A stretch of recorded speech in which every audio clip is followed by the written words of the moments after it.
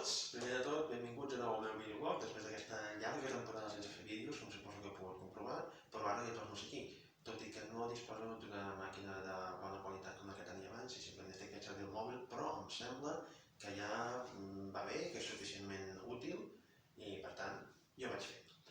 Molt bé, doncs, després d'aquesta temporada, el primer tema a discutir és l'aparició del partit Mas País i la divisió política de l'esquerra, que és el tema d'actualitat d'aquests moments a Espanya. Per poder abordar aquest tema jo crec que hem d'entendre la situació política que trobem en el país i que justifica l'aparició d'aquest partit i que a més és també el fonament teòric de l'errejonisme. I la situació política es pot qualificar amb els termes de moment populista, que és un terme que fan servir habitualment. Moment populista vol dir que fa falta un partit de tipus popular i patriòtic, són paraules que fa servir, per exemple, la trivial, que és l'òrgan d'expressió i l'òrgan de fonament intel·lectual de l'errejonisme, ja ho era abans també, abans que creés aquest partit, i que pugui aglutinar, se suposa, el conjunt del poble, de les masses, dels diversos sectors amb les seves particulars demandes per crear un col·lectiu més fort que pugui beneficiar tots aquests col·lectius des de les institucions. Molt bé. Què vol dir això? Doncs la primera conclusió que arribem, tenint en compte aquesta definició respecte a la situació política, és que l'aparició de Podemos no ha estat exitosa perquè no ha satisfet el moment populista, el moment populista, per tant, no s'ha esgotat i ha estat necessari la creació d'aquest altre partit. Podemos fins i tot es pot interpretar que ha fracassat i, per tant, Mas País el que pretén és intentar seguir d'una altra manera amb les intencions que tenia Podemos. Aquesta jo crec que és una situació que es pot interpretar. Jo crec que és correcte dir que Podemos no ha resultat tan bé com hauria d'haver resultat per motius diversos, externs i interns. Però en qualsevol cas, l'aparició d'aquest partit i tenint en compte aquesta definició, que és lògic, per tant, que s'entengui l'aparició d'un altre partit populista, no treu que hi hagi uns determinats problemes.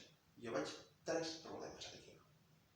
El primer, em sembla que el populisme de l'Errejón és massa acadèmic. Què vol dir això? Que tenen uns principis, uns manuals que pretenen aplicar tal qual més o menys, per demostrar que pot sortir bé d'aquella manera. O sigui, l'Errejón no va aconseguir impulsar el seu projecte en el partit Podemos i ara, per tant, s'ha fet el seu partit. La qual cosa doncs justifica que ja Podemos se l'acusi de traïdor. Això vol dir que ell té una teoria que pretén dur a la pràctica, pretén que sigui exitosa i pretén demostrar que aquella manera de fer política de forma populista, de forma pragmàtica, de forma apel·lant al que el poble en cada moment suposa que necessita, doncs funciona, exacte, i vol demostrar-ho. Si és un populisme, per tant, molt acadèmic, vol dir que li falta el fonament plebeu que el populisme revolucionari ha de tenir. Pot ser patriòtic, pot ser popular, pot ser el que tu vulguis, però li falta una miqueta de fonament plebeu. Això és un problema. Això es lliga amb el segon problema, que és el seu discurs, el seu ideari i també el col·lectiu al qual es dirigeix. I, de fet, aquest col·lectiu és una miqueta limitat. No és el conjunt del poble passat de ser populista, i això es demostra clarament per les intencions del partit de presentar-se només en algunes circumscripcions. Veurem si realment serà així, però això és el que porten de moment anunciat a la premsa. Què vol dir això?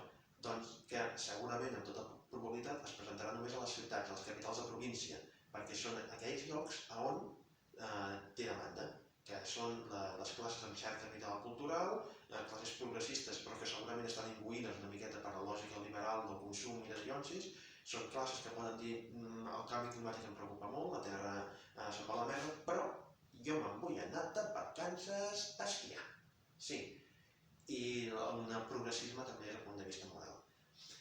Per tant, és un populisme curiós perquè només es presentarà en uns llocs determinats i segurament són també aquells mateixos col·lectius als quals el PSOE apel·lava, però que potser el PSOE acabarà perdent, perquè ha aparegut aquest partit més modern.